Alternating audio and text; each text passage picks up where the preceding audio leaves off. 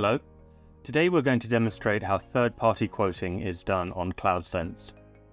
Our use case for this demonstration is providing an SD-WAN solution to our customer, TT Finance, where part of the solution requires components that we cannot provide. So we need to collaborate with a third-party vendor in order to cost and provide these components so we can provision the products and services successfully to the customer. We start the demonstration in the role of a sales user and go into solution management. As we do so, we need to select the relevant solution from our catalog. In this case, an SD-WAN solution. Let's fix the main attributes, the contact term and the brand of component we require as part of the solution.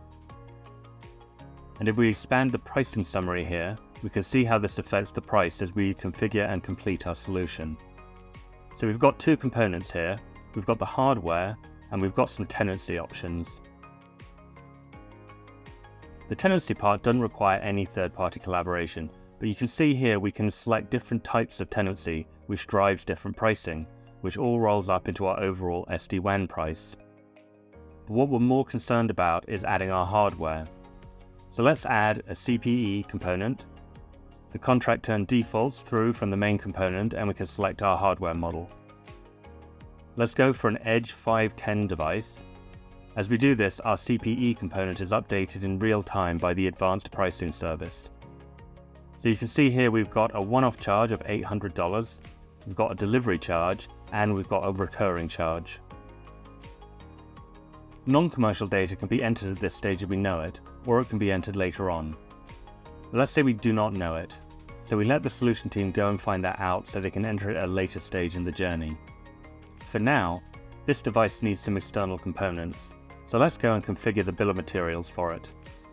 We go into our third-party quoting enrichment console, click Add, select the third-party organization, in this case it's Netmarks, and enter the country, Australia.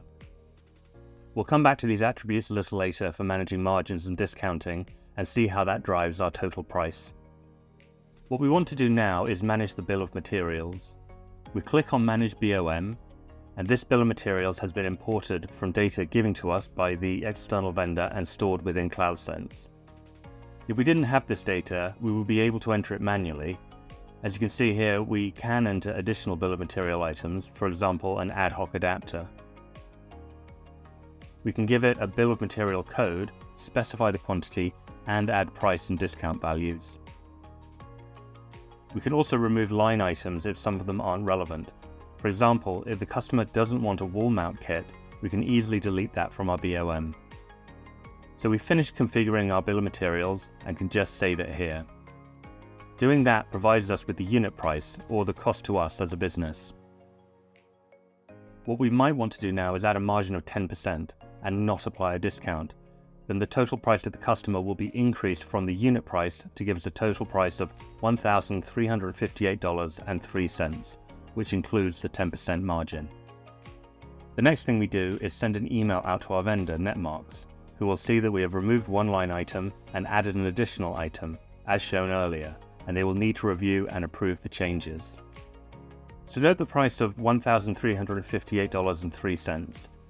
If we come out of the enrichment console, back into the solution and hover over Edge 510, we can see that a one-off charge has been added to our solution at the bottom, which represents the bill of materials charges that have been passed on to us from the external vendor, along with the 10% margin that we added ourselves. So the third-party configuration is complete and signed off by the vendor. Now we would run through any additional steps in the process before closing the opportunity and submitting the order into CloudSense.com. And that concludes the third-party quoting demonstration.